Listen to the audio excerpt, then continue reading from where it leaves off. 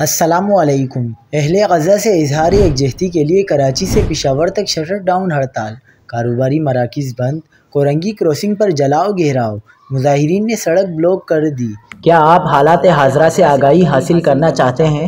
خبر کے پیچھے چھپے اصل حقائق جاننا چاہتے ہیں تو ابھی سبسکرائب کیجئے جلمل پاکستان کو اور ساتھ ہی گھنٹی کے نشان پر کلک کر دیں۔ آپ کو بتاتے چلیں کہ کراچی سمیت ملک کے مختلف شہروں میں جماعت اسلامی کی کال پر شٹر ڈاؤن ہڑتال۔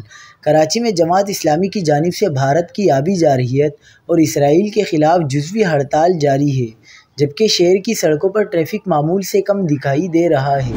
گولی مار، گل بہار، لیاقت آباد، حیدری، صدر موبائل مارکیٹ بھی بند ہیں۔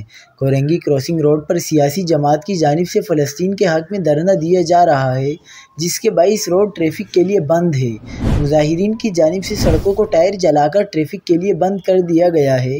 ٹریفک پولیس کا کہنا ہے کہ دھرنے کے باعث روڈ بند ہونے کی وجہ سے ٹریفک کو گودام چورنگی اور ناصر جم سے چمڑا چورنگی بھیجا جا رہا ہے۔